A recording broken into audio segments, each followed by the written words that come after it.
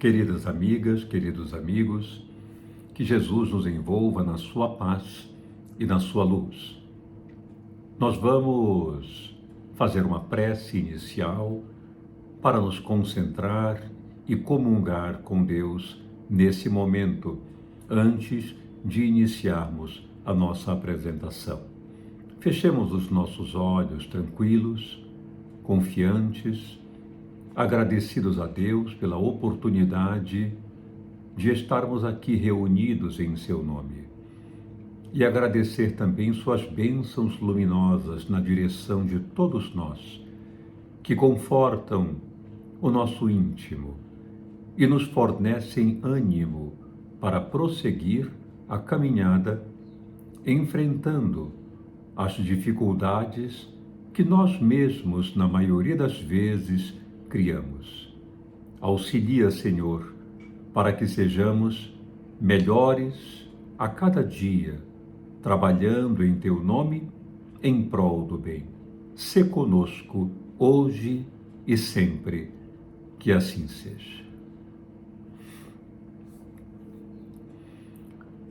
O capítulo 30 do livro Roteiro, psicografia de Francisco Cândido Xavier, pelo Espírito Emmanuel, nos conta um processo de desenvolvimento da humanidade que é singular para os dias de hoje. Ele inicia dizendo que a revelação dos Espíritos, particularmente a apresentação da doutrina espírita à Terra, por meio das entidades venerandas, da codificação, em contato direto com Allan Kardec, o codificador da doutrina espírita, trouxe para o mundo uma imensa luz, uma oportunidade muito grande de renovação, de construção interior a toda a humanidade. Todos aqueles que conseguem se apropriar desse conteúdo, estudá-lo cuidadosamente, ficar atento às suas passagens, às suas mensagens e, sobretudo, colocar em prática no dia a dia todo esse manancial de informações preciosas que unem os dois mundos, o mundo corpóreo e o mundo incorpóreo ou espiritual, certamente encontra nessas bases do ensinamento cristão que vem da doutrina espírita, o alicerce de que precisa para trilhar uma vida muito mais saudável. Obviamente, não significará uma vida sem problemas, sem dificuldades, uma vida fácil, repleta de prerrogativas e favores. É claro que não. As dificuldades continuam. Os desafios prosseguem. Entretanto, a criatura humana, ligada aos grandes propósitos de Jesus, apresentados pela doutrina espírita, certamente encontra uma trajetória muito mais segura para trilhar. Encontrará percalços, encontrará buracos, obstáculos. Entretanto, saberá, sem dúvida, transpô-los de uma maneira completamente saudável. Portanto, aqueles que discordam desse manancial, aqueles que estão incautos, isto é, desatentos, desavisados para esse manancial, para essa fonte de bênçãos que é o Espiritismo, certamente terá muito mais dificuldade. Esses terão muito mais complexidade na sua jornada, conservando a mente povoada por monstruosidades, como está na lição. É uma figura de linguagem muito interessante. Monstruosidades. Essas monstruosidades estão referidas como pensamentos perturbadores, sentimentos muito angustiantes, sensações que também perturbam, que também aniquilam os bons propósitos. Tudo isso representam verdadeiros monstros dentro de nós. O grande problema, e isso nós precisamos entender, não são as situações exteriores, não são os desafios externos, não são as pessoas, não são as tarefas de que somos incumbidos. O grande problema que está em nós está no campo mental. A mente, como diz o espírito Joana de Ângeles, é um dínamo produtor de forças muito especiais, que atingem distâncias inimagináveis. O pensamento é poder, o pensamento é força, é propulsão de energia. Toda vez que pensamos, emitimos ondas poderosas que saem de nós, portanto, nós somos os primeiros a ter contato com elas, e em seguida afetam o nosso semelhante, afetam aqueles que estão ao nosso redor e que representam alvos da nossa ação mental. Então, o pensamento é força, é poder. E quando o pensamento é negativo, destrutivo, primário, muito pueril, atrapalha-nos a caminhada, atrapalha-nos a evolução, dificulta nossos relacionamentos, prejudica tudo aquilo que precisamos realizar como nobres objetivos existenciais. Então, propõe Emmanuel, é fundamental que a criatura humana tenha conexão profunda com o Evangelho de Jesus, que é o maior tratado pedagógico com o qual a humanidade já se deparou. O Evangelho de Jesus e, obviamente, a doutrina espírita, que vem decodificar a mensagem do Evangelho de uma maneira muito simples, muito direta, uma vez que Jesus abordou as criaturas humanas, sobretudo por meio de parábolas, porque sabia que essas mesmas criaturas comprometeriam a sua mensagem, deturpariam o conteúdo da sua boa nova, como de fato aconteceu.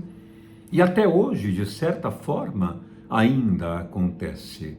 Quantas interpretações da mensagem de Jesus não vêm profundamente distorcidas, confusas, numa desorientação muito grande, inclinando aqueles que estão desavisados a uma noção da realidade diferente do que ela realmente representa. Até hoje isso acontece. Então, o Espiritismo tem como uma das suas funções precípuas esclarecer de modo simples, natural, acessível a todos, aquilo que Jesus não teve a oportunidade de dizer desse mesmo modo, simples e natural, em função dos prejuízos daquela época, da cultura arbitrária e, ao mesmo tempo, de todo o aparato dificultoso em que os judeus se encontravam submetidos aos romanos. Então Jesus precisou ter muita cautela, muito cuidado e utilizar grandes metáforas para transmitir a sua mensagem profunda. Hoje, através da doutrina espírita, tudo está muito mais acessível. E quando nós penetramos nesse manancial, é lógico que nós adquirimos ferramentas preciosas para lidar com as nossas próprias imperfeições, para lidar com as adversidades do cotidiano. Então, o pensamento é essencial para mobilizar o crescimento individual e coletivo. E se nós mantivermos o nosso pensamento dogmático, arbitrário, perturbador, negativo, não teremos a energia necessária que nos impulsione ao progresso pessoal e nem também contribuiremos de forma lúcida com os demais que estão à nossa volta, também partícipes dessa grande jornada evolutiva. Eu vou trazer aqui um comentário muito interessante que faz Emmanuel a respeito disso que eu acabei de apresentar e que está exarado no capítulo 30, Renovação do livro Roteiro. Diz assim: as energias mentais dos habitantes da Terra tecem o envoltório que os retém à superfície do globo. Raros são aqueles cuja mente vara o teto sombrio, com os raios de luz dos sentimentos sublimados que lhes fulguram no templo íntimo. Raros são aqueles que conseguem varar o teto sombrio. Olha que interessante. Permanecem na escuridão, permanecem na treva dos raciocínios, permanecem na puerilidade dos conceitos e sentimentos. Ora, a doutrina espírita, como bem sabemos, é uma doutrina de cultura, uma doutrina de conhecimento.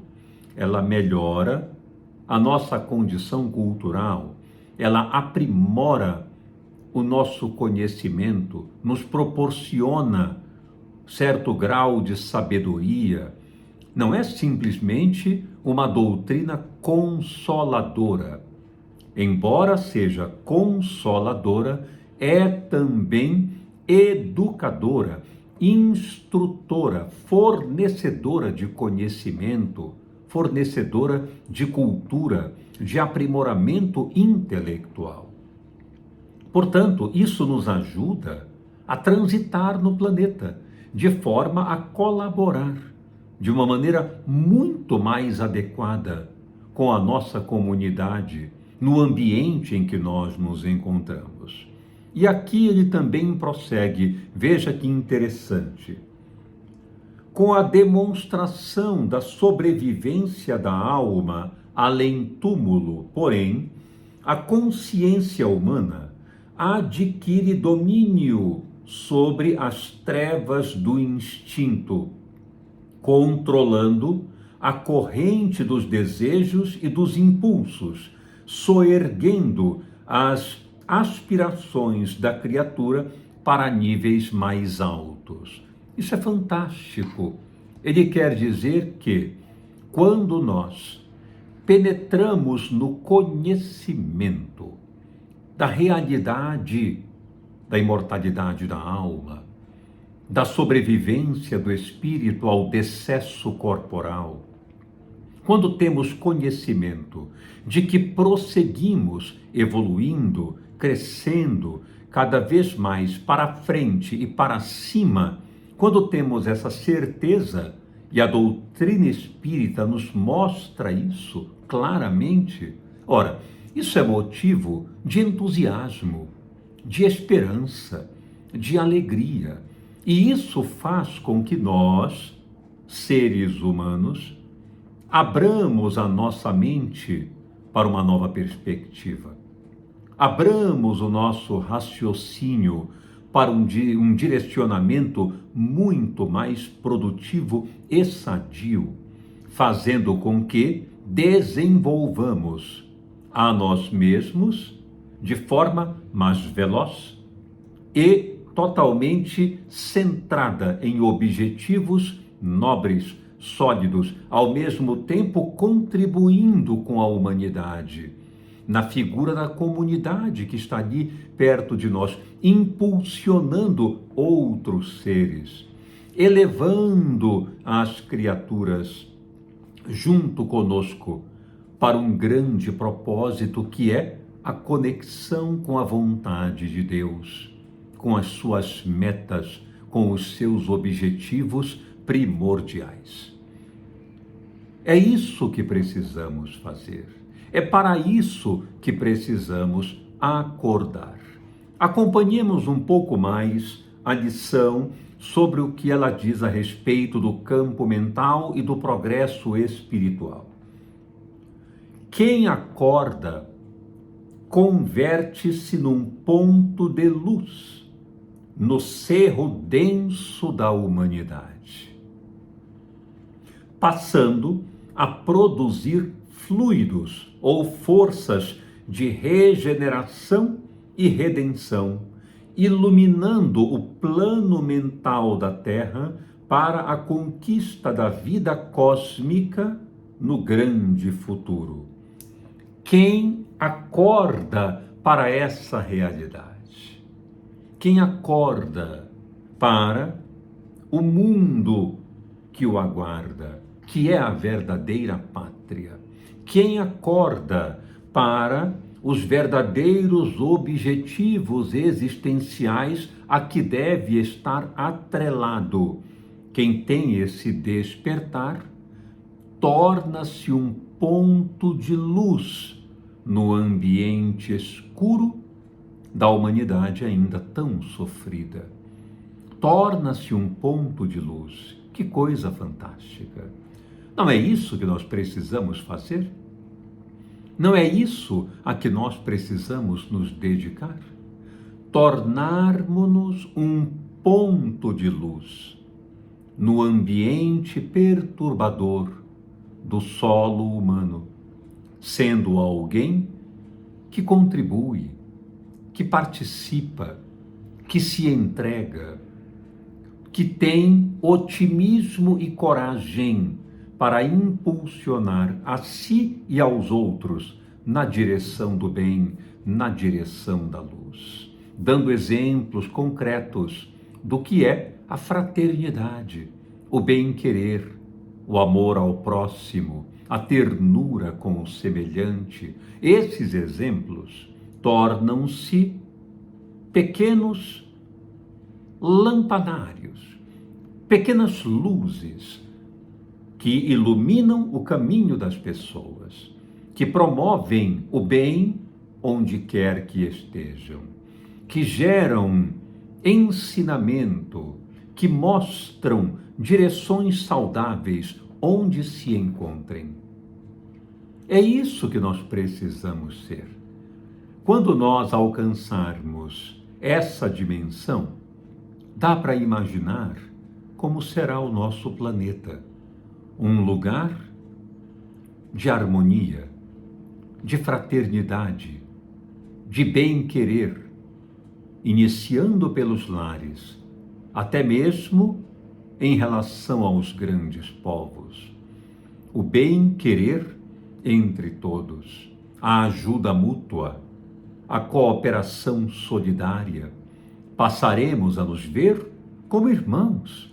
Passaremos a nos enxergar como criaturas merecedoras de amor, de afeto, de ternura, de compaixão, de tolerância. Passaremos a nos observar como filhos de Deus, porque é isso que nós somos. A doutrina espírita, portanto, vem, nesse momento, nos acudir às aflições, gerando consolação, gerando maior equilíbrio interno das nossas emoções. Entretanto, isso não é suficiente. Temos que entender que estudar a doutrina espírita, estudar o Evangelho de Jesus, representa aquisição de conhecimento, aquisição de experiência, aquisição de cultura, a fim de tornar a cada um de nós um ponto de luz, luz mental, luz emocional, luz comportamental, para que sejamos exemplos do Cristo no caminho que nós escolhemos trilhar, fazendo com que outros despertem e se empolguem, se entusiasmem com um comportamento a que não estão habituados. E com isso, caminhem nessa mesma direção de adquirir novos conhecimentos, de desenvolver novos sentimentos muito mais sadios e, por conseguinte, comportar-se de forma amorosa e saudável no ambiente onde estejam. Esse é o nosso papel, de sermos exemplos, de sermos os impulsionadores do bem. E para isso, estudar a doutrina espírita, conhecer Jesus, é um fator fundamental. Essa era a mensagem que eu gostaria de deixar. E que haja, sinceramente, muita paz, muita luz nos nossos corações e muito obrigado.